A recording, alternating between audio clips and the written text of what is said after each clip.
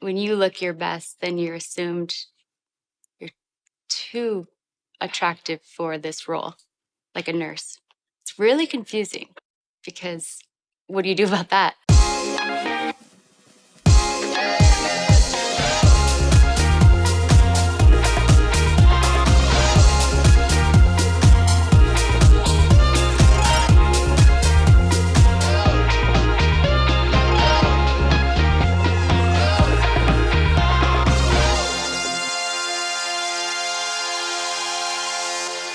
Hello, beautiful. Welcome to Aesthetic Influencers, where we explore the world of medical aesthetics and the relationship between inner and outer beauty. We're on a mission to empower 1 million women a day to level up their look and their life through the BIANCA lifestyle of beauty, intelligent decision-making, attractiveness, and noble character attributes. I'm your host, Marco Emilio Valle, and you're gonna love today's show. Jolene Rataski, it is such a pleasure to speak with you today. Hey, Marco. Thanks for having me. So we got to meet each other because you were selected as our grand prize winner for our Balanced Beauty survey that we rolled out in 2022. I was so moved by the things you wrote in there, expressing your philosophy about balancing inner and outer beauty and living into the values around the Bianca lifestyle and mindset of pursuing beauty, intelligent decision-making, attractiveness, and noble character attributes. One of the things you shared was how having your brother, growing up with your brother Nick, has had such an impact on how you think about beauty and how you talk to your clients about beauty. Will you share some of that with us? Yeah, Nicholas has had a huge impact on my life, but anyone that he's been around, and he has Down syndrome. And last year when I submitted my essay, we were in Portugal as he was representing the USA for the Down syndrome swim team. And they just exude inner beauty. If you act surprised that, say, someone like Nick, who just started swimming, made it to represent the US, he shrugs and says, yeah, of course I did. So when you pose the question of how do you balance inner and outer beauty, I just really felt moved to submit that because I'm looking around and they meet all of the standards of inner beauty, kindness, empathy, compassion, confidence. And so I think just being surrounded with that most of my life, I mean, should be Nick sitting here or my mom. So having that support always has just really kind of guided how I balance that. Because as I tell most people, it's really easy to be mean to yourselves or complain about what you don't have. And then you look at someone like Nick or the other athletes that were there supporting their different countries. I mean, they might not meet your external beauty standards, but they're pretty much who you'd want to be like if you could. So I think that that was very big. I said I'd challenge myself. If Nick could do it, I was going to challenge myself. So putting myself in front of camera or in front of people and just being more outspoken instead of the quiet observer that I might tend to be. So then when I got chosen, I was like, I should probably say, of course I did. I'm working on it. I love that. How much does Nick know about what you do as an aesthetic injector in Carlsbad, California? And I should say you are you own your own practice, Jolene Aesthetics. What does he think about this world? How much does he know about it? It's really hard to gauge, I would say, how much Nick really understands because I think he looks at people, especially his sisters, and he just sees beauty and love. And so I don't know if, I mean, sometimes I tease him, like, Nick, I'm going to give you some Botox. And he just laughs and he's like, I'm okay. Um, but I don't really know if he fully understands because he just sees this, you know, he has this gravitational pull or awareness of inner beauty with people. So, uh, I don't know that it affects him at all because his vision of me as a sister is just, I'm his sister, I'm his favorite. Get that on camera. I have five siblings, so. You're the eldest of 5 siblings, right? Of six. Of 6. Yeah. And so what was that like growing up in that context? And I'm curious to know what were your or your family's thoughts around aesthetics, cosmetics, beauty, being a beautiful person? How did you grow up? Well, I grew up in a town of 200 people, whole town. So K through 12, one school. And um, you know, small town variables. At the end of the day, it was my mom who was always like, doesn't really matter if you're beautiful on the outside, if you are ugly on the inside. So, battling that high school teenage girl, if you don't have certain last names or you aren't as good, or, balancing all of that, she was really behind us all. Just, you are still going to show up and be a good person and not have, those same mm, judgmental tendencies. And if you do, then we need to have a stronger conversation. So I would say she has always been our biggest advocate. And, where she would say, I used to get told all the time that my daughters should be in modeling or they should be, but she didn't, she grew up in Southern California. She didn't really feel like that would give us like the base that we would need to really become just good people. So we weren't able to rely on just looks alone. And, you know, that's always a good thing. Indeed. So your mother grew up in Southern California She did. and then raised you all in Northern Michigan. My dad's from Northern Michigan. They met at a fish hatchery. My mom moved to Northern Michigan to take care of her grandma, and they met at a fish hatchery. It's always a fun joke. She gave my dad a sandwich with a fish in it, and I guess it was love. So, yeah. So then she moved, or she stayed in Northern Michigan with my dad. Now you live in Southern California, and which is known for being very influential in terms of aesthetics and for better and for worse in some respects, right? So you're growing up in that in the hot zone, shall we say, of influencers and influential trends. You are mother to a beautiful young daughter, Grayson. That was one of the things that led us, aside from what you wrote, to select you as our grand prize winner, because you talked about your role as a mother and how important it is for you to raise your daughter with a balanced perspective about what it means to both look and be beautiful. And of course, that spoke very much to me with my own daughter, Bianca, and wanting to be a positive influence for her as well. Grayson's with us in the studio today. Super exciting and fun. So tell us some of your thoughts around how are you navigating through all of this? Your mother was navigating through that, raising you and your sisters in terms of how you see and think about yourselves. Tell us about that. I mean, being a parent in general is just difficult. Period. Yes. And how often I have to call my mom and be like, sorry, sorry, sorry. Or, and now her response is, how does it feel to grow up or to, live with you? And so it is an interesting facet. When I got into aesthetics after 16 years of trauma, ICU, ER, nursing, I think her first sentence was, my mom's first sentence was, you're not going to start looking like everyone, right? And was, I'm sure she was joking, but also I find that most people are just kind of unaware. And so I like to bring that education about we judge what we don't understand. When I asked her, like, what do you mean? No, you know me, you raised me. And so if you think that I would just fall into what does everyone look? And she's, gave her some pause. And now when she comes to see me, microneedling is her favorite thing to do because of the benefits. But now she understands it.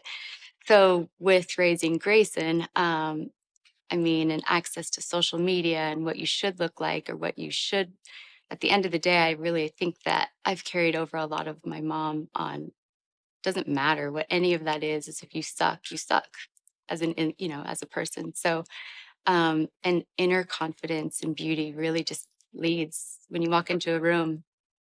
We all know we can make a vibe, by just our entrance or our facial expressions. So, regardless of 1,000 units of Botox, which you're not going to do, you can still change a whole room. So, I think just trying to find those balances and pausing, and then, helping someone be able to share their story how they want to is some like what we kind of all strive for. And somewhere along the way, I think it gets forgotten. So you can wear baggy clothes, but you're probably going to feel like you're not prepared. But if you do wear baggy clothes and you lead with confidence, it works. I love what you said a moment ago about we tend to judge what we don't know. Hmm. Circling back to Nicholas, your brother, what would you say people tend to judge with regard to the Down syndrome community, let's say, or that they just don't know, and how that's impacted how you think about beauty? I think when you don't take the time to sit down and say, talk to someone like Nicholas, you might assume that because his speech is slower or different, or his concepts are different, then it makes it not that he's not at full capacity. But then when you sit down with someone and you just talk with them and live in their world for a second, you realize, I mean, I don't represent the USA in any sort of swim team. So it's really empowering to Nick always has this special ability to say at basketball games, there's always that grouchy farmer that no one ever really sat by. No one ever really, I don't know why, just kind of. And then when Nick was little, he would go and just sit by them. And all of a sudden, you see that grouchy farmer that we assumed was grouchy, but we just didn't give a shot, um, sharing popcorn with Nick, just having their nod conversations. And I mean, it is pretty inspiring. Even as a teenager, Wow. I might have been stuck in my own world, but like you do absorb it. So to just watch and see the empathy and the compassion and the kindness, I think that that's really, as a human, nailing it.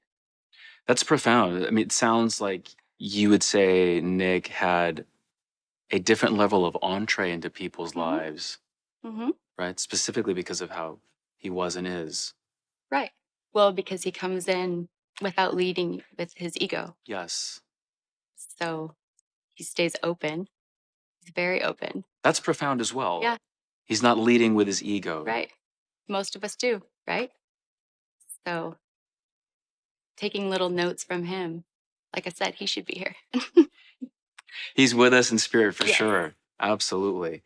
Let's circle back again then to what you said with regard to your mom's concerns around you not, once you left trauma and the emergency room context into coming into aesthetics, not becoming, like one of them, not looking like one of them. What do you think her concerns were, generally speaking? And do you think that the majority of consumers out there, male and female, still have those same concerns today in 2023, or have they changed? Definitely think that, I mean, I assume she would say her sentence wasn't intended in any sort of way other than probably just an off the cuff sentence that it's a reactive sentence. Because if she paused and thought about it, she already knew the answer. But I would say that the majority of my patients who are just stepping into this world, or have different concepts of what this world is, most of it is I can't tell you how many times a day I hear, I don't want to look, fill in any sort of negative response. But then educating them, and then it's kind of that, then oh, okay, I'm aware. And so then with men, especially, the awareness of Botox, fillers, skincare, all of that is increasing. A lot of my patients, it's because their wives or girlfriends are starting to do those little things. And so where, it's that I would never sentence. And then their lady is like, I do. Oh, tell me more. And so that's how they will come in. And so it's just that awareness. And I do think that that's growing. I would like to think it's because of the education I give my patients that's reflected. But then when you look everywhere, I think that that's definitely something concept wise, it's not so foreign, and it's okay to talk about it and not be so taboo. Let's unpack that some more then. Mm, So you have patients that come to you and they are saying, I'm frustrated with X, or I would like to try Y, but I don't want to look like this. And they'll say something negative. Is that like a typical kind of a formula? They've got a frustration or a problem that they want a solution to. And then they very quickly will give you this disclaimer that I don't want the solution to Right. right? I don't want the cure to be worse than the disease, so to speak, Yeah. right? Yeah. But they're there. So they're But seeking. there, And I would say so many years of working in the hospital, I was really good at triage. And triage is 3 minutes. You need to know where they need to go. So when they come in, I kind of think of it like that in a way. They have a concern. I get to wade through, is it real? Is there underlying other issues? And is it something that I can set a realistic expectation for? So that I do like to ask, like, why do you think you would look like insert any negative, right? Overdone, fake, you know, but really just encompassing the whole person that walks in. Because I really feel like if you get to choose how you tell your story, whatever that is, my grandma always says, put lipstick on, you'll feel better. It does kind of relate to most things in life, whether it's lipstick or maybe it's just a little pep in your step. But studies say if you look good, you feel good, and vice versa. So if a little Botox helps someone share their story so that they don't look mad, well, then they're not hearing that all the time. So then they can start to work on whatever inner. But managing that expectation and balancing it seems to be one of the things that I do all the time. And I would want that done for me. So it's kind of why I try to give that to my patients. And like the ER, they leave and sometimes you never see them again. Hopefully, you never see them again. This is more of that ongoing relationship. So that's something that I get to then see that reward of just watching someone's slight confidence changes. And it's pretty cool. you really conveyed that in your essay that you wrote that we chose for this award and shoot, and you're communicating about this feedback loop, if you will, around the importance of inner beauty, being a beautiful person of character, being first and foremost important, but also recognizing the reality around, like you said, putting on lipstick and that just making you Hmm. feel a little bit better for that day, right? This interplay between our outward appearance and our inner self is so important. And the way you communicate that, I think that it's so great. A moment ago, you also touched on when you are talking to clients, a new client in particular, digging a little deeper into discovering, is their concern real, is what you said. Unpack that more for me. Well, I just think that concerns are valid and real, but is Botox going to be what actually fixes that concern? Or is it going to be a segue into, and just making sure that it's not a band aid for a deeper concern or insecurity? So if I'm, collaborating with a treatment plan or formulation, I just want to make sure that I'm aware of, you know, you'll find a lot of providers that will just do it and fix it and send them on their way. But for me, I just feel like, is their concern patient driven? Am I going to give them Botox or fillers for an area that it's not appropriate for them? And so I just like to see where I need to set my education. And, sometimes people say they hate fees, but maybe they're not thinking about other things. And I just think it's my job to hear their concern, not disregard it, but help redirect to where there's a solution, even if it's short term.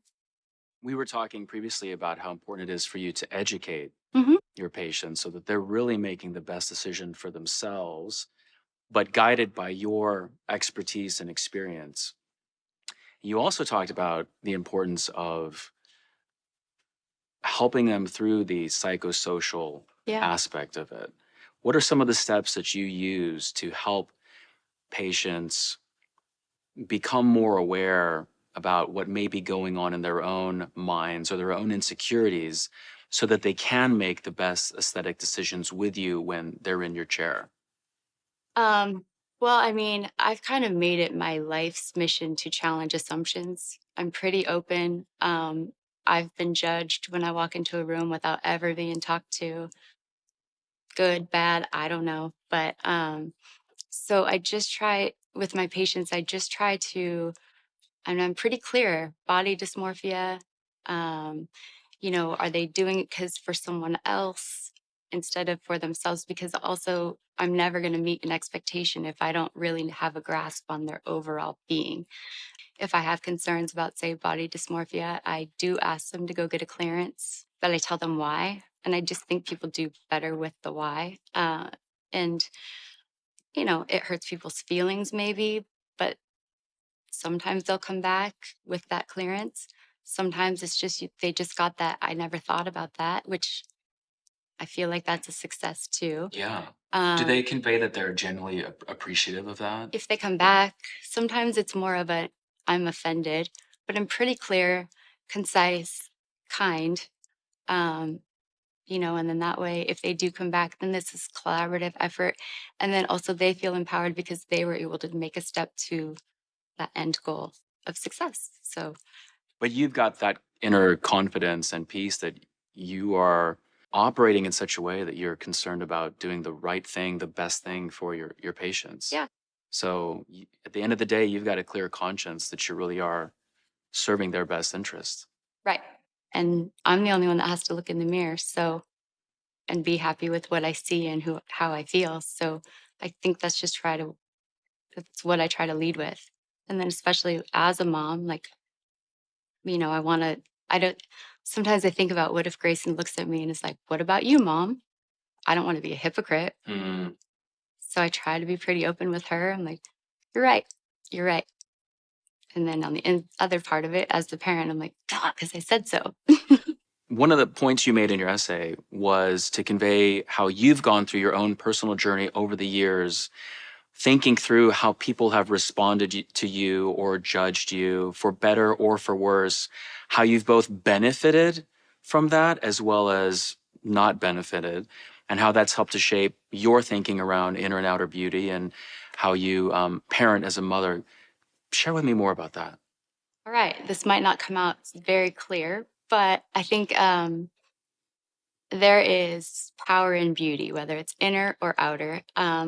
Sometimes for me in my life, it, you learn with maturity that sometimes you were just given something or gotten something because of your exterior. And I really have to thank my mom, right? Like, or Nick, because I don't know if I would have come to these same conclusions without those, but that's what shapes us. So, you know, it's kind of weird to be too pretty for something or not pretty enough. I don't know. It's strange. But for me, I think I've always had that ability to grow within that. Okay, maybe I got a job because I was pretty, but also I know that I can back it up with my intelligence. Your clothes are distracting. I hate that one, especially as having a little girl. Because for really, that's the problem of the person that's either being distracted or judging. And it's not my job to go into all of those things. But so I've used sometimes as benefit to get a job if I'm aware that I guess it was my looks that maybe got me that job, but then I can back it up. And every time I've ever left a travel assignment, I left the best I had out there. So I do like that challenging the assumption. And most of the time, I would say I walk away with people being surprised. So it's benefited me. But I will say, growing up in a small town, getting dog bones in your locker is not always the most fun thing. But having that solid home ground was something that, I didn't see it then. I see it now. It was really beneficial to that whole mom push. I'll bet. What was the symbolism of dog bones in your locker? What was that meant to communicate? I I don't let's ask. Or trust your instincts, people don't like you, keychains? Oh No. my Yeah. goodness. People just kinda judge what they don't understand. Right. So, Well, it's a very profound conversation, but the truth of the matter is that we are attracted to attractive things, right? There are the words attractive and unattractive exist for a reason. And I feel like part of my assignment founding aesthetic influencers and fostering conversations like this is to be on a journey along with all of you, medical professionals, to help all of us navigate together. What does it mean to not only look as attractive as you can, but also be an attractive person as much as you can, and to have that be substantive? Going back to what you said, there's nothing wrong, let's say, if looking your best helped you land a job or an assignment. Like that's like at face value, that's just perfectly logical. Right. In the same way that if you go on a first date with someone, you're going to look your best. If you're interviewing for a new job, of course you're going to look your best. But to your point, you are also you also have this inner desire that perhaps some people may not have, that you don't simply want to look your best or put your best face forward, but you actually want to be the best person possible in this relationship, in this work assignment, etc. Well, also though, what about when you look your best, then you're assumed you're too attractive for this role, like a nurse. It's really confusing because what do you do about that? So there's an assumption, would you say then, that if you're this attractive, then it's almost like that, like it's a core, like this Yeah. false corollary. Yeah. Oh, if you're this attractive, then you must not have the substance to back it up, Yeah. Yeah. which is just, it's false. There's no basis in reality for that. So it is always that fine balance that I don't know. I mean, a lot of us walk around and have that, but I don't know that it gets talked about a lot. Did you see the Barbie movie? I haven't yet. It's a perfect balance of that. What spoke to you about that? Well, I would just say, the blonde Barbie is stereotypical Barbie. And then just kind of the way the movie walks through breaking those stereotypes and challenging roles and assumptions and finding that end balance it's well done. I would, highly recommend. We've talked about your relationship with your daughter, which is very special. She's here in the studio with us today. What do you want to convey to her about what you do for your patients' lives and why that matters? I think, well, Grayson and I have a very open relationship as far as conversations. And, you know, she's asked me over the years when I used to work with plastic surgeons and seeing implants, like, am I going to have to do this? No. But if you wanted to, we would figure it out. We would talk about it. And I just think, especially at her age, and there's so many different topics happening um, and what you're with social medias and all of those outlets and things we can't control, just keeping that open forum. And so I think if you asked her, actually, I don't know what she would say, because I think we've made it so normal in our house because she's never been like, why do you do that? It's more, you know, that lady looks nice. Or she'd be like, Mom, did you bruise her? I did. She's like, well, did she not follow the instructions? I don't think she did. So she's kind of, I don't think she sees it as a fake thing. I don't think so I guess I have to take that for the value of I must talk about it with enough impact in good ways that she doesn't think it's just a coverall, because she loves herself, loves her body. I raised her in Hawaii, where the culture there is every size, shape, human. As long as you're a good human, it's beautiful. So she's maintained that. And I guess I have to pat myself somewhat on the back because it seems like that's still in effect. You also have a beautiful, intricate sleeve that I have to ask you about. What is the significance, if you don't mind sharing, about the designs that you chose and the stories behind that? It's always a funny conversation because for me, I never thought I'd have a sleeve. Yes. Did I skip my first ever day of school at 18 to get a tattoo? Yep. Wasn't on my arm. But